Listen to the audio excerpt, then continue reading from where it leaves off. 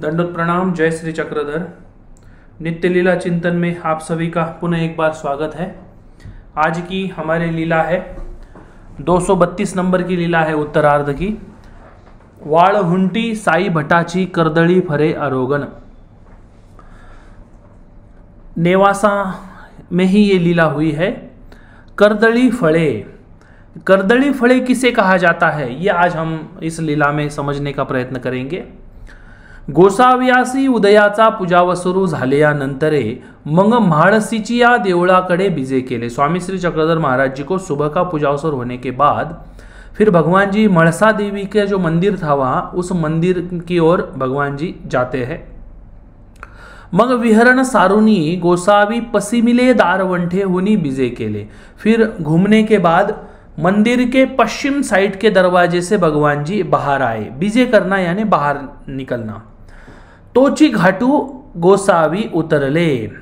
तो उस पश्चिम की दिशा में जो एक प्रकार का उसको क्या बोलेंगे स्लोप था, घाट स्लोप था, सीढ़ियां थी, वो नीचे उतरते हैं। तब राया एकाचे आंघोळी साई भट्ट दांडिये बैसोनी वरी श्रीगरी ऐसे देवतेसी जाताती। तब उस वाळवंट में यानी वहाँ पे रेत रेत होगी, वहाँ पे नदी के किनारे वैसे भी रेत रेत होती है, वो रेत थी। उसमें राजा के एक पुरोहित थे, वो उनका नाम था साई भट्ट। वो साई भट्ट जो है वो नहा धो के पालकी में बैठ के और ऊपर ऐसी बड़ी वो छतरी पकड़ते हैं ना, राजा लोगों के ऊपर हो या कोई संत हो उनके ऊपर छतरी पकड़, उस प्रकार से छतरी पकड़ के ऐसे मंदिर में वो देवताओं के दर्शन के लिए वो जा रहे थे। गोसाव्याते एता देखिले आनी दांडिये खालोते उतरले। भगवान जी को जैसे ही उन्होंने देखा है वैसे ही वो पालकी से नीचे उतर गए हैं, तुरंत नीचे उतर गए हैं। स्वामी श्री चक्रधर महाराज जी को उन्होंने दंडोत डाले। गोसाव्यासी दंडवटे डाली श्री चरणा लागले। गोसाव्यासी ओल नीचे आसन रचिले। स्वामी श्री चक्रधर महाराज जी को उन्होंने दंडोत किया, श्री चरण को लगे और स्वामी जी को एक रेशमी वस्त्र के एकदम उच्च प्रकार के वस्त्र का उन्होंने आसन बैठने के लिए भगवान जी को डाला है। गोसावी आसनी उपविष्ट झाले। मंग गोसाव्यावरी श्रीगरी धरिली। वो जो श्रीगरी यानी वो जो छतरी थी, वो जो छाता था, वो छाता भगवान जी के ऊपर उन्होंने पकड़ा है। गोसाव्याते आरोगणे लागी विनविले। भगवान जी को उन्होंने विनती की, भोजन की। गोसावी विनवनी स्वीकारली। स्वामी श्री चक्रधर महाराज जी ने उनके विनती का स्वीकार किया हुआ है। मंग हड़पिया धावड़ीले।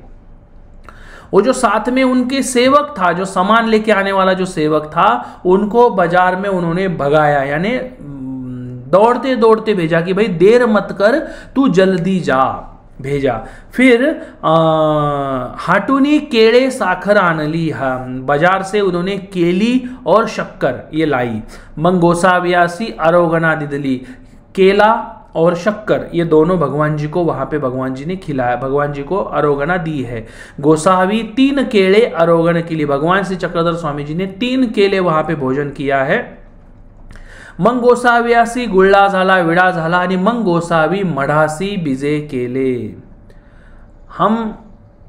हमारे जीवन में कितनी क्यों न बार आज तक भी केले हमने खाए होंगे, कितनी बार दूध में डालकर केले खाए होंगे, केले का जूस पिया होगा या कभी कभी खाए होंगे, समझो, है ना। लेकिन उस समय पे हमने कभी इस प्रकार से भगवान जी की लीला को याद नहीं किया होगा। तो आज से आपके लिए महत्वपूर्ण ये लीला है कि जब कभी केले आपके सामने दिखे तब आपने याद करना है नेवासा में साई भट्ट जी के भगवान जी ने केल और शक्कर, मतलब केल बनाना और शक्कर ये दोनों भगवान जी ने स्वीकार किए हुए हैं, है ना। तो भगवान जी ने 3 केले वहां पे खाए हुए हैं। तो ये भगवान जी की लीला को हमने, जब हम कभी बनाना खाएंगे, जब हम केल खाएंगे, तब हमने उसको इस लीला को याद करना है और लाभ लेना है, ठीक है। अब इस लीला के 2 महत्वपूर्ण पॉइंट मुझे जो लगते हैं वो मैं आपके साथ शेयर करूंगा। जैसे ही उन्होंने भगवान जी को वहाँ पे देखा है, वो पालकी में बैठ के जाते थे और छाता ऊपर के पकड़ के वो जा रहे थे और भगवान जी को आता देखा उन्होंने। गोसाव्याते एता देख ले आनी दांडिये खालोते उतर ले गोसाव्यासी दंडवत। तुरंत नीचे उतरे हैं।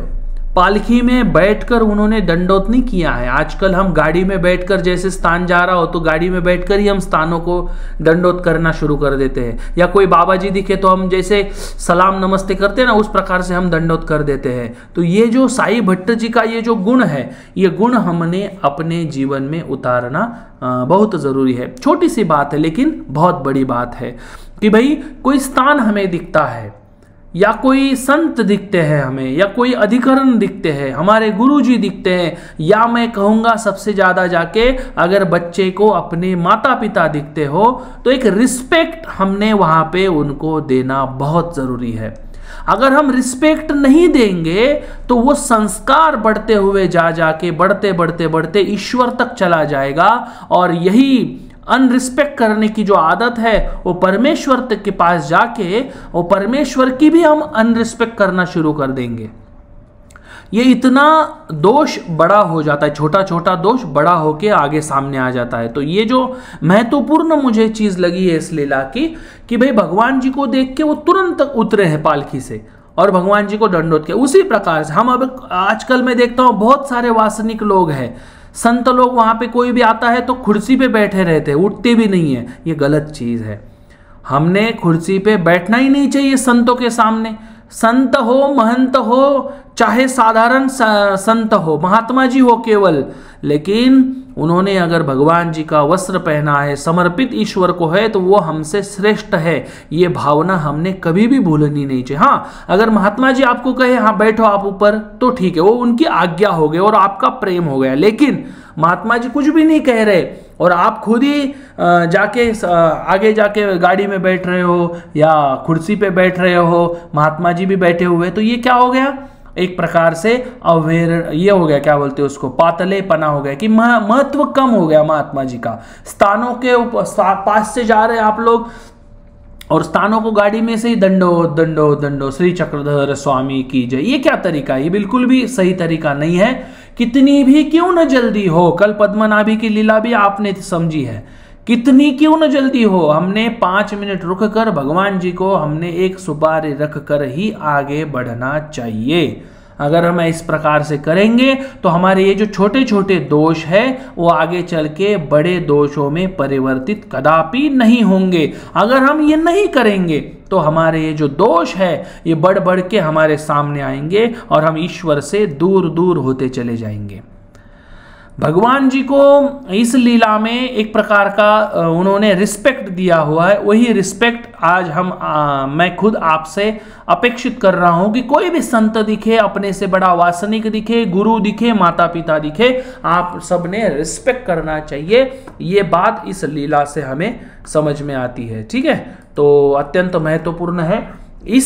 आज की लीला में कल वाला जो वीडियो था उस वीडियो में एक प्रश्न आया था कि भाई अमोल पवार जी का प्रश्न है कि महानुभाव साधक देवताओं को वंदन नहीं करते, नमस्कार नहीं करते और हम देवताओं को मानते नहीं हैं, और आप लेकिन महानुभाव साधक ने माता पिता का दर्शन लेना, उनके चरणों पे मस्तक रखना योग्य है या अयोग्य है? बिल्कुल, बहुत बढ़िया प्रश्न आपने किया है। माता पिता के चरणों में अपना मस्तक रखना बिल्कुल भी सही नहीं है, लेकिन माता पिता को दंडवत करना, माता पिता को नमस्कार करना बिल्कुल सही है। ये जो अपना मस्तक है इसको अगर हम परमेश्वर के सामने झुका रहे हैं, अगर हम विशेष उस मस्तक को लगा रहे हैं, प्रसाद उस मस्तक को लगा रहे हैं, तो इस सृष्टि में किसी भी पैर पर वो मस्तक हमने नहीं रखना चाहिए, क्योंकि हम उसी मस्तक से परमेश्वर संबंधित पाषाणों को वंदन करते हैं। ये एक बात हो गई। लेकिन माता पिता को हमने दंडवत करना चाहिए, माता पिता को हमने झुक के प्रणाम करना चाहिए। वो माता पिता को प्रणाम करना देवताओं को प्रणाम करने जैसा नहीं होता। देवताओं को प्रणाम करने से परमेश्वर एक प्रकार से रुष्ट हो जाएंगे, क्योंकि भाई परमेश्वर सोचेंगे इसको पता है परमेश्वर कौन है, फिर भी ये देवताओं के चक्करों में फंस रहा है। लेकिन माता पिता को करने से परमेश्वर बोलेंगे नहीं, आपुलियाची होवावी, कि अपने जो है उनका ख्याल रखना चाहिए, उनको रिस्पेक्ट करना चाहिए। माता पिता बड़े हैं, माता पिता बड़े हैं, अभी उन्होंने क्या किया, बड़ों की रिस्पेक्ट करना हमारा कर्तव्य है मैं कहूंगा। तो इसलिए माता पिता का ये करने से कोई दोष नहीं लगता, उल्टा संस्कार बढ़ते बढ़ते हमारा आगे चल के परमेश्वर दिखने पर भी हमें नमस्कार करने की हमें आदत हो जाती है, इसलिए वो अच्छी बात होती है। तो आप सबने इस लीला से ये बोध लेना चाहिए। आगे मिलते हैं कल की लीला में, तब तक सभी को दंडोत प्रणाम और जय श्री चक्रधर।